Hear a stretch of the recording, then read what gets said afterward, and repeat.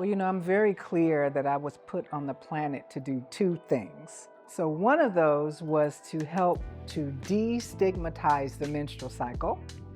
And the other piece is I'm very, very clear that I was put on the planet to help build meaningful connections between people.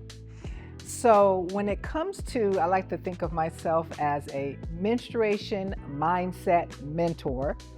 And that's really, really important because there's so much stigma surrounding the menstrual cycle.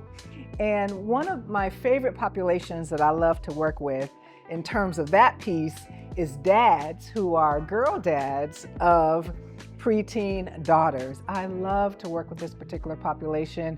They love working with me. They really, really appreciate that they can speak with me, get coached in an environment that's very, very safe, that's non-judgmental. They can get all the questions answered.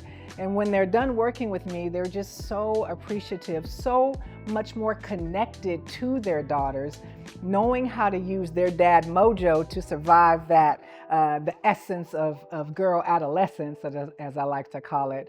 So that is just one of the things that I was put on the planet to do. And I do that in multiple ways.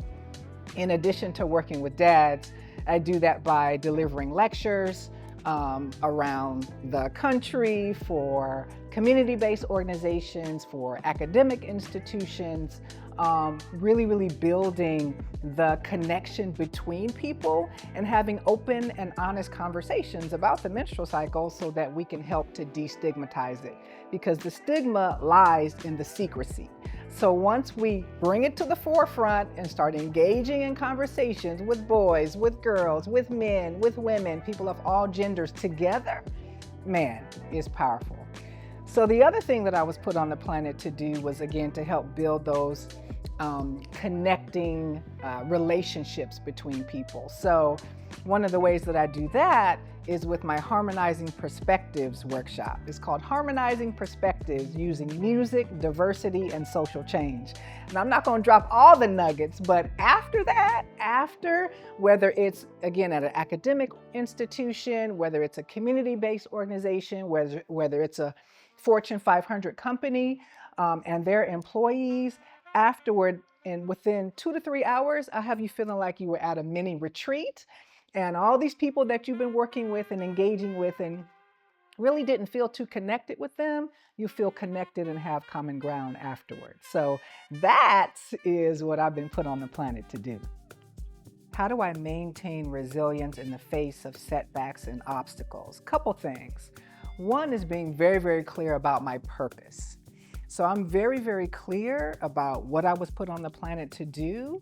And so I recognize that life comes with challenges. Life comes with obstacles. That's essentially the purpose of living. So when I come up against those roadblocks or obstacles, I'm not swayed. I'm not distracted. I recognize that there is something for me to learn in the challenge.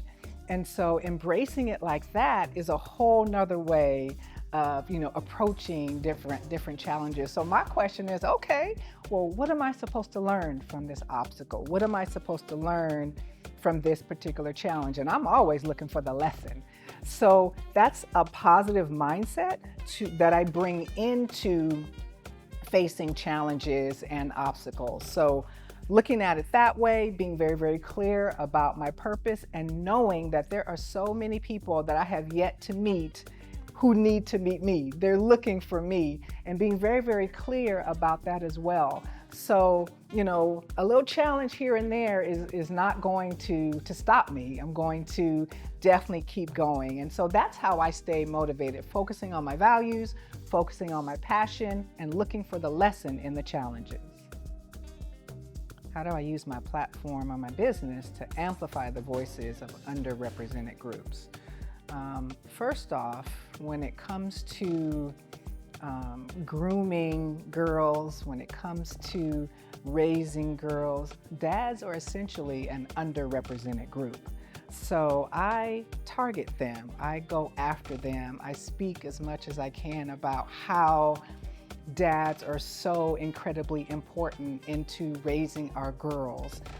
Sometimes dads might question themselves, can I raise a daughter?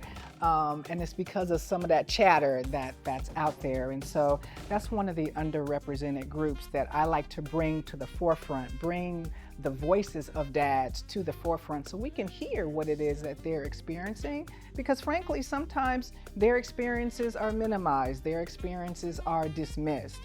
And best believe that when it comes to the rearing of girls, they need their dads. And so that's one of the ways that I use my platform to represent that particular underrepresented group, and it's powerful.